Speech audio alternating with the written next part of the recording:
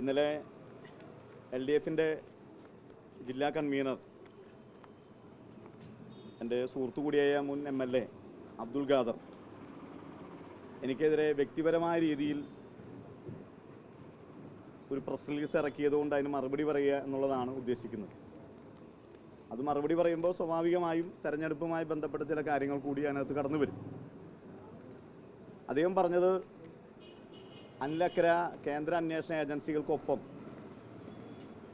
Bank of ഇന്ത്യയിൽ വന്നു എന്നുള്ളതാണ്. കേന്ദ്ര അന്വേഷണ ഏജൻസികളുടെ ഒരു ഏജൻറ്റ് പോലെ പെരുമാറുന്നു എന്നുള്ളതാണ് അദ്ദേഹത്തിൻ്റെ പ്രധാനപ്പെട്ട ആരോപണം. ഇത് കുറേ കാലമായി LDF എനിക്കെതിരെ ഉന്നയിക്കുന്നൊരു ആരോപണമാണ്. അത് വടക്കാഞ്ചേരി ലൈഫ് മിഷൻ കേസുമായി ബന്ധപ്പെട്ടുകൊണ്ട് CBI കേസെടുത്ത അന്ന് മുതൽ എന്നെ വ്യക്തിപരമായി ടാർഗറ്റ് ചെയ്തുകൊണ്ട് ചില പേരുകളും അതോടൊപ്പം തന്നെ ഈ പട്ടവും എനിക്ക് മാറി മാറി ഇവർ വിളിക്കുന്നതാണ്. അതിനൊരു പുതുമയും ഈ കാര്യത്തിലില്ല എന്നതാണ് അതിന് ഒറ്റ വാക്കിലുള്ള മറുപടി. അവരവരുടെ പണിയുമായി മുന്നോട്ട് പോകും, ഞാൻ എൻ്റെ പണിയുമായി മുന്നോട്ട് പോകും എന്നതാണ് അതുമായി ബന്ധപ്പെട്ട് പറയാനുള്ളത്. പക്ഷെ ഇതിനകത്തെ ഗുരുതരമായൊരു പ്രശ്നം ഇതിനകത്തുണ്ട്.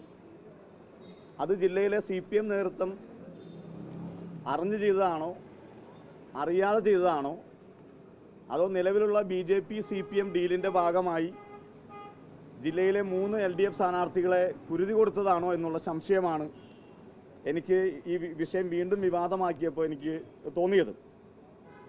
നമുക്കറിയാം, തെരഞ്ഞെടുപ്പ് വിജ്ഞാപനം അല്ലെങ്കിൽ തെരഞ്ഞെടുപ്പ് കമ്മീഷൻ്റെ പത്രസമ്മേളനം നടത്തി കോഡ് ഓഫ് കോണ്ടാക്റ്റ് സംസ്ഥാനത്ത് നിലവിൽ വന്നത് മാർച്ച് 16-നാണ്.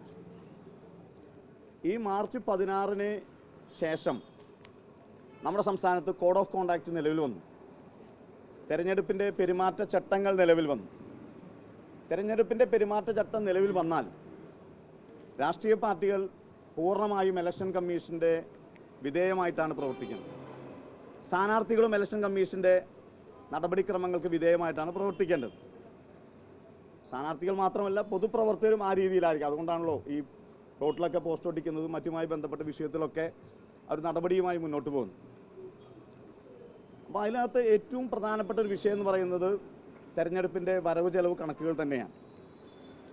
തെരഞ്ഞെടുപ്പിൻ്റെ വരവ് ചെലവ് കണക്കുകൾക്ക് വേണ്ടി ഇപ്പോൾ ഞാൻ നിരവധി തവണ ഇലക്ഷൻ മത്സരിച്ച ഒരാളാണ്. പക്ഷേ കേന്ദ്ര ഇലക്ഷൻ കമ്മീഷൻ്റെ നേതൃത്വത്തിൽ തെരഞ്ഞെടുപ്പ് നടക്കുമ്പോൾ നമുക്കതിനു വേണ്ടി പ്രത്യേകമായൊരു ബാങ്ക് അക്കൗണ്ട് വേണം. ഒന്നുകിൽ നിലവിലുള്ള ബാങ്ക് അക്കൗണ്ട് അതുവരെയുള്ളത് കട്ട് ചെയ്ത് അറിയിച്ച് ഒരു പുതിയ അന്ന് മുതൽ പെരുമാറ്റച്ചട്ടം വരുന്ന അന്ന് മുതൽ നമുക്കത് ഉപയോഗിക്കാം. അതല്ലെങ്കിൽ സ്ഥാനാർത്ഥികൾ പുതിയ ബാങ്ക് അക്കൗണ്ട് തുടങ്ങിയതിന് ശേഷം അത് ഉപയോഗിക്കാം. അങ്ങനെയാണ് എൻ്റെ കണക്ക്. 50,000-ൽ കൂടുതൽ പണം കൊണ്ടുപോകുമ്പോൾ ഉണ്ടാകുന്ന ബുദ്ധിമുട്ട് നമുക്ക് അറിയാം. ഇന്നിപ്പോൾ താമ്പരം റെയിൽവേ സ്റ്റേഷനിൽ BJPയുടെ 4 കോടി രൂപ നമ്മൾ തൃശ്ശൂർ കൊടകര കുഴൽപ്പണം പിടിച്ച പോലെ ഇന്ന് BJPയുടെ 4 കോടി രൂപ താമ്പരം റെയിൽവേ സ്റ്റേഷനിൽ വെച്ച് പിടിച്ചിട്ടുണ്ട്. അപ്പോൾ അത് ഏറ്റവും പ്രധാനപ്പെട്ടത് കോഡ് ഓഫ് കോണ്ടാക്റ്റിലെ ഏറ്റവും പ്രധാനപ്പെട്ട വിഷയം എന്ന് പറയുന്നത് വരവ് ചെലവ് കണക്കുകളും പണം എങ്ങനെ കൈകാര്യം ചെയ്യണം എന്നതിനെക്കുറിച്ചാണ്. 1 കോടിയിൽ താഴെ 95 ലക്ഷമാണ് പുതുക്കിയ നിരക്കെന്നാണ് എനിക്ക് തോന്നുന്നത് ഒരു സ്ഥാനാർത്ഥിക്ക് പരമാവധി ചെലവ് ചെയ്യാൻ കഴിയുന്നത്. അപ്പോൾ ഇവിടെ ഉണ്ടായ ഒരു ഗുരുതരമായ പ്രശ്നം എന്ന് പറയുന്നത് 16-ാം തീയതി കോഡ് ഓഫ് കോണ്ടാക്റ്റ് വന്നതിന് ശേഷം നേരത്തെ കരുവന്നൂർ ബാങ്കിൽ നിന്നും ട്രാൻസ്ഫർ ചെയ്തതും അല്ലെങ്കിൽ IT ഡിപ്പാർട്ട്മെൻറ്റിന് നൽകാത്ത സ്റ്റേറ്റ്മെൻറ്റുമായി ബന്ധപ്പെട്ടുകൊണ്ടുള്ള CPMൻ്റെ ചില അക്കൗണ്ടുകളുണ്ട്. ഏത് അക്കൗണ്ടാണെന്ന് എനിക്കറിയില്ല, പത്രത്തിൽ വായിച്ച അറിവ് മാത്രമാണ് എനിക്കുള്ളത്. ആ അക്കൗണ്ടുകൾ ഇൻകം ടാക്സ് ഡിപ്പാർട്ട്മെൻറ്റ് നിരീക്ഷിച്ച് വരികയായിരുന്നു.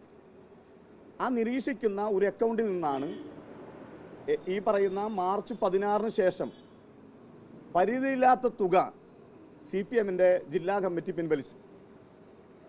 എന്ന് വെച്ചാൽ മാർച്ച് 16-ന് ശേഷം CPMൻ്റെ ജില്ലാ കമ്മിറ്റി കോഡ് ഓഫ് കോണ്ടാക്റ്റിന് ശേഷം പിൻവലിച്ച തുക അത് തെരഞ്ഞെടുപ്പിൻ്റെ കണക്കിൽ വരുന്ന തുകയാണ്. അതെന്തിനാണ് വിനിയോഗിക്കുന്നത് എന്നുള്ളത് ഇന്ന് പത്രങ്ങളൊക്കെ പറയുന്നുണ്ട്. അതിനേക്കാൾ ഗുരുതരമായ കോഡ് ഓഫ് കോണ്ടാക്റ്റിൻ്റെ ലംഘനമാണ്. വിഷുവിനും മറ്റു കാര്യങ്ങൾക്കും സ്വകാര്യമായ വ്യക്തികൾക്ക് പണം കൊടുക്കാൻ, പാരിതോഷികം കൊടുക്കാൻ, സഹായങ്ങൾ കൊടുക്കാൻ എന്നാണ് പത്രങ്ങളിൽ കണ്ടത്. ഔദ്യോഗികമായിട്ടാണ് എനിക്കറിയില്ല. അങ്ങനെ ഒരു കാരണവശാലും കോഡ് ഓഫ് കോണ്ടാക്റ്റ് വന്നതിന് ശേഷം വിഷു കൈനീട്ടമായിട്ടാണെങ്കിലോ അല്ലെങ്കിൽ മറ്റായിട്ടാണെങ്കിലോ പാരിതോഷികമായി കൊടുക്കാൻ കഴിയില്ല. അതിനുവേണ്ടി പണം പിൻവലിച്ചു എന്നാണ് ഇന്ന് സ്റ്റേറ്റ്മെൻറ്റിൽ കാണുന്നത്. അതിനേക്കാൾ ഗുരുതരമായ പെരുമാറ്റച്ചട്ട ലംഘനമാണ്.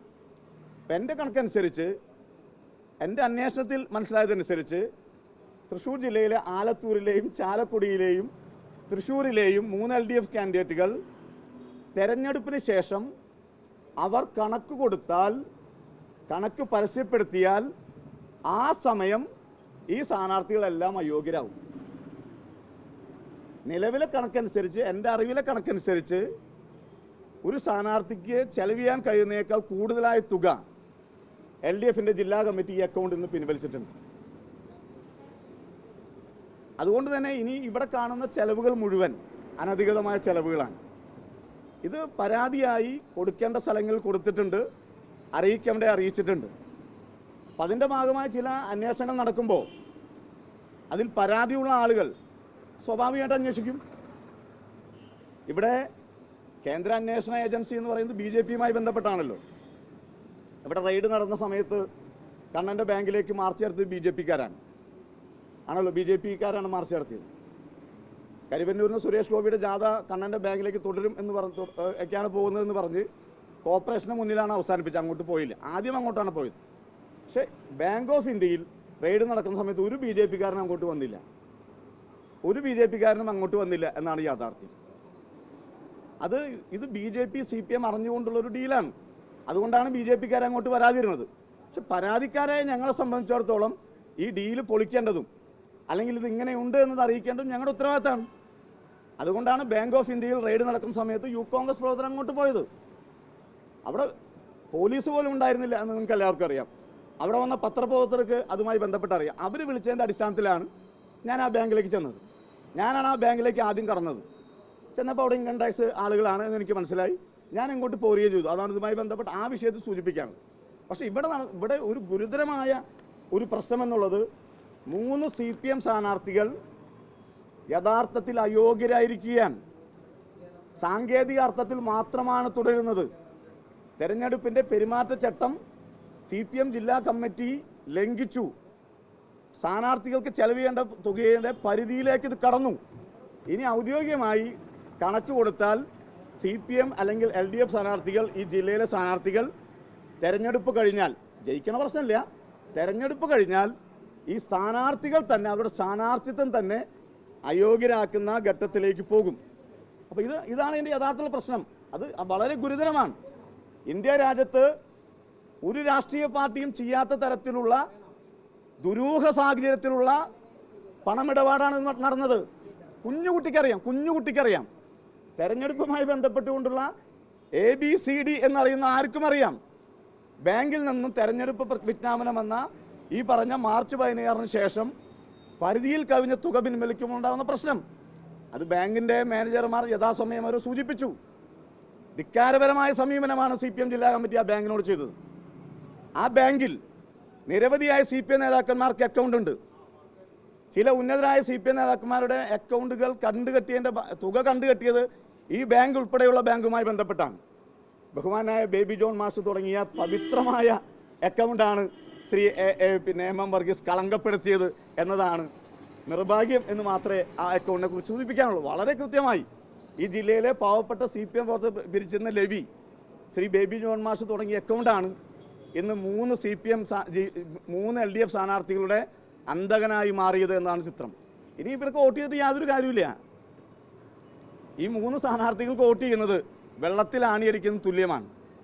ആ വോട്ട് പോലും അസാധുവാകുന്ന ഘട്ടത്തിലേക്ക് ഈ CPM ജില്ലാ നേതൃത്വം ഈ ജില്ലയിലെ ജനാധിപത്യത്തെ വഞ്ചിച്ചു എന്നാണ് പറയാനുള്ളത്. ഇത് എങ്ങനെയാണ് ഈ തുക പിൻവലിക്കാൻ കഴിയുന്നത്? നിങ്ങളൊന്ന് ആലോചിച്ചോ. ഒരാളും ചെയ്യാത്ത തരത്തിലുള്ള ദുരൂഹമാണ്. ആ ദുരൂഹത CPM BJP ഡീലിൻ്റെ ഭാഗമാണ്.